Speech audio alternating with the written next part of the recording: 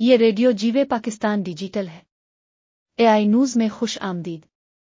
آج کے programme T talk columns میں ہم سنتے گے Talat Abbas Khan advocate supreme court کا آج کا کالم۔ امید ہے یہ کالم آپ کو پسند آئے گا۔ اس کالم کے بارے میں کامنٹس سے ضرور آگاہ کریں۔ شکریہ۔ جیوے پاکستان۔ فتویٰ ساز فون ہیکرز اور عوامی مسائل پر متحرک کیوں نہیں؟ یہ ہے آج کا ٹی ٹاک موضوع۔ تحریر Talat Abbas Khan advocate supreme court. Producer Tariq Hashmi. VPN virtual private network کے استعمال کو اسلامی نظریاتی کونسل نے غیر شرعی قرار دے کر ماضی کے فتووں کی یاد تازہ کر دی۔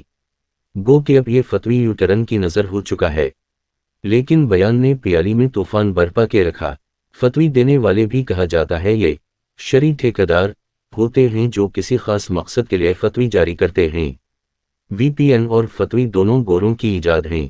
اسے غیر شرعی کا فتوی دینے کے بجائے فون ہیکرز پہ فتوی دے دیتے تو کیا ہی اچھا ہوتا۔ فون ہیکر وہ مخلوق ہے جو فون کے ذریعے حرام پیسے بناتے اور لوگوں کی زندگیاں اجیرن کرتے ہیں۔ ہیکر فون نمبر سے آپ کے جاننے والوں کو آپ کے ہی جانب سے فون پر میسیج لکھتے ہیں، رقم کے لیے کال کرتے ہیں۔ رقم 3-4 لاکھ سے 4-5 ہزار تک بھی ہو سکتی ہے۔ اب سائنس نے ترقی کر لی ہے جس سے آپ کی آواز جیسی ایپ سے دوسروں کی آواز کی کاپی کی جا سکتی ہے۔ سن کر اب سمجھتے ہیں یہ وہی ہے جس کے نمبر سے کال آئی ہے، جبکہ ایسا نہیں ہوتا۔ اب اس کا رونا سن کر اسے رقم بھیج دیتے ہیں۔ ایسا چند روز قبل ہمارے سینئر محترم ساتھی دوست سید منظور گیلانی ایڈوکیٹ سپریم کورٹ اور سیاسی شخصیت کے مالک ہیں۔ حال ہی میں ان کا فون ہیک ہو گیا تھا جس کا بھر وقت پتہ چل جانے سے ان کے دوست عزیز و اقارب کسی مالی نقصان سے بچ گئے۔ اب سابق جسٹس وجیہ الدین کا بھی فون ہیک ہو چکا ہے۔ دن بدن ہیک ہونے والوں کی تعداد میں تیزی سے اضافہ ہو رہا ہے، لہذا ہوشیار رہیں۔ یاد رہے جس کا فون ہیک ہوتا ہے اسے نقصان نہیں ہوتا، البتہ وہ پریشان ضرور ہو جاتا ہے، جبکہ بعض اوقات ان کے دوست احباب کو مالی نقصان کا سامنا کرنا پڑتا ہے۔ لہٰذا سب سے گزارش ہے کہ جب بھی ایسا کوئی میسیج آپ کے کسی جاننے والے عزیز دوست کا ملے یا فون کال آئے، اس پر انکھی بند کر کے فوری عمل نہ کریں، بلکہ اپنے کسی دوسرے ذرائع سے کنفرم کر لیا کریں کہ واقعی یہ دوست کسی مشکل میں ہے، اسے پیسوں کی ضرورت ہے یا کسی نے ان کا فون ہیک کر لیا ہے۔ جس کا فون ہیک ہو جائے وہ فوری طور پر سائبر کرائمز کے کسی قریبی آفس میں جائیں، اپنے فون ان سے دوبارہ بحال کرائیں۔ ہیکر نے جس سے رقم آپ کے فون سے لے لی ہے وہی شخص سائبر کرائم میں اپنی FR درج کرا کر ہیکروں سے رقم واپس لے سکتا ہے۔ زیادہ تر یہ ہیکر حضرات کچے کے علاقوں سے یہ وارداتیں کرتے ہیں۔ آپ اس سے بچنے کے لیے فوری پریشان کبھی نہ ہوں، ہوش حواس کو قائم رکھیں، کسی کو بھی فوری پیسے نہ بھیجیں۔ جس کا بھی فون ہیک ہو وہ فوری سائبر کرائم سے رابطہ قائم کیا کرے۔ ان حالات میں فتوی ان ہیکروں کے خلاف دینا تو بنتا ہے، کیا ہی اچھا ہوتا یہ ان ہیکروں کے خلاف بھی اسلامی نظریاتی کونسل والے فتوی دیتے، ان کے خلاف بھی فتوی دے جاتے جو اشیاء میں ملاوٹ کرتے ہیں، کم تولنے ہیں، انسانوں کا قتل عام کرتے ہیں، آئین اور قانون کے تحت فیصلے نہ کرنے والے ججز پر فتوی دیتے، زمینوں پر قبضہ کرنے والوں کے خلاف اسلام سے خارج ہونے کا فتوی دیتے تو سماج میں بہتری آتی، یا پھر یہ ان لوگوں کے خلاف فتوی دیتے جو بزنس کے نام کے ساتھ اسلامی نام لکھ کر 2 نمبر بزنس کرتے ہیں، ان کے خلاف فتوی دیتے تو بہتری دیکھنے میں آتی۔ دنیا ساری میں فتوی دینے والے ایسے لوگ ہمیشہ موجود رہے ہیں جن کا کام فتوی دینا ہوتا ہے۔ ان کا فتوی اس وقت بھی آیا تھا جب فوٹو کیمرہ یہاں نیا آیا تو اس پر بھی تصویر بنانے کے حوالے سے فتوی دیا گیا تھا۔ فتوی دینے والے کہا کرتے تھے کہ تصویر بنانا اتنا ہی حرام ہے جتنا بت پرستی کرنا، کیونکہ تصویر بھی ایک بت کی مانند ہوتی ہے۔ کہا جاتا ہے اب اسلامی نظریاتی کونسل نے بھی ویسے ہی فتوی دیا تھا کہ VPN لگانا، انٹرنیٹ استعمال کرنا حرام ہے اور اس کا استعمال کرنے والا گناہگار ہوگا۔ یہ جہالت کے سوا کچھ نہیں لگتا۔ ایسے علماء کو تاریخ میں کبھی اچھے الفاظ سے یاد نہیں کیا جاتا۔ امام احمد بن حنبل نے خلیفہ المامون کے درباری علماء کے کچھ فرمائشی فتووں کو مسترد کیا تو حکمران وقت نے اپنے ہاتھ سے ان کا سرقلم کرنے کا فیصلہ کیا۔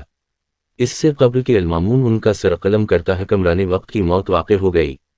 اس کے مرنے کے بعد اس کا بھائی متسم باللہ خلیفہ بن گیا۔ اس نے اپنے دربار میں امام احمد بن حنبل کو اپنے سامنے کوڑے لگوائے۔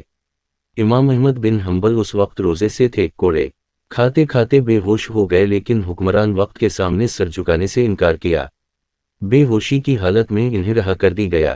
انہوں نے نماز ظہر ادا کی، شام کو روزہ افطار کیا اور کوڑے مارنے والے جلادوں کو معاف کر دی، لیکن انہوں نے معاف نہیں کیا تو ان درباری علماء کو جنہوں نے حکمران وقت کی خوشنودی کے لیے فرمائشی فتوے دے تھے، लोग इन्हें भूले नहीं। ऐसे फतवी देकर उलमा शरीयत की खिलाफ वर्जी करते हैं। फिर यही नहीं, अगर हम आज मगरिबी दुनिया से पीछे हैं तो उसमें भी कहीं ना कहीं इन बाज नासमझ जाहिल मौलाना हजरात का हाथ जरूर है। जैसे उस्मानी दौर में सबसे पहले छापाखाना यानी प्रिंटिंग प्रेस को हराम करार दिया गया। उस वक्त कहा जाता था कि ये शैतानी मशीन है। उसी बुनियाद पर प्रिंटिंग प्रेस को 500 साल तक मुस्लिम ममालिक में दाखिल ना होने दिया गया। हाथ से लिखी हुई किताबों से काम चलाया जाता रहा कि इससे इस्लामी आर्ट, खत्ताती और किताबत को नुकसान ना पहुंचे। जब बगदाद पर हलाको खान ने हमला किया तो उस वक्त उलमाए किराम के दरमियान मुनाजरा हो रहा था कि कौवा हराम है या मकरूह। फिर इस्लामी ममालिक में घड़ियाल को लाया गया तो कहा गया कि ये सूरज और चांद के मुतबादिल कोई चीज़ आ गई है, इसलिए उसे बदअत करार दिया गया और वली अहद ने उसे चौराहे में रखकर तोड़ डाला था, मगर आज हर आलमदीन ने ये घड़ी बांधी हुई है। फिर रेडियो आया तो उलमा ने इस पर भी फतवी दिया था, कहा कि ये शैतानी आवाज़ है, इसका सुनना हराम है। इस तरह जब टेलीविज़न आया तो एक मजहबी जमात ने उसे सरेआम तोड़कर सवाब भी हासिल किया। हदतु ये है कि पीने वाली काफ़ी तक को भी काफिर करार दिया गया था। तुर्की में काफ़ी पर फसादात हुए, बाद में पता चला कि काफ़ी तो मगरिब से आती ही नहीं, ये तो अफ्रीकन मुस्लिम ममालिक से आती है। फिर पेनेट कोट पहनने, अंग्रेजी स्टाइल के बाल कटवाने और लाउड स्पीकर तक पर एतराज़ात और फतवे दिए गए। कहा जाता है कि 1857 की जंग आज़ादी में अंग्रेज़ों के हक़ में फतवे दिए गए थे। कहा जाता है कि अंग्रेज़ों ने ही मदरसों को वजीफ़े देकर सरकारी मौलवी पैदा किए। बल्कि ये एक तल्ख़ हकीकत है कि जितने भी फ़िरक़े बने हैं वो अंग्रेज़ दौर में ही बने और सारे अंग्रेज़ के फ़नरस से बने और चले। आप उनसे जिस दौर में मर्ज़ी और जैसा मर्ज़ी फतवी ले लें। अभी हालिया तारीख़ भी आप पढ़ लें कि हमारे चंद उलमाए किराम हुकूमत वक्त के लिए रास्ते निकालते नज़र आते हैं। कभी वो एहतजाज को गैर शरई करार दे रहे होते हैं तो कभी वो अपोजिशन की किसी कार्रवाई को।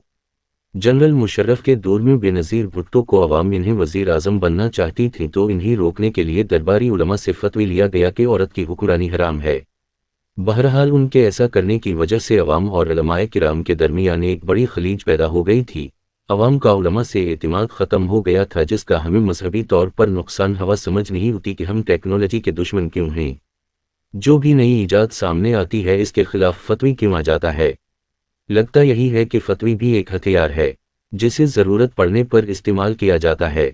अगर फतवी लगाना है तो फ़ोन हैकरों पर, money laundering, foreign funding, corruption, commission लेने पर लगाया करें। जिन ममालिक में फतवी देने वाले ठेकेदार मौजूद हैं वहाँ के ममालिक तरक्की में पीछे रह जाते हैं और जो घनसाई में ऐसे ममालिक सबसे आगे हैं। यह है रेडियो जीवे पाकिस्तान डिजिटल है और आप देख रहे हैं AI न्यूज़। हमारे चैनल को सब्सक्राइब करें। आपकी मोहब्बतों का शुक्रिया, हम सब की पहचान। जीवे पाकिस्तान।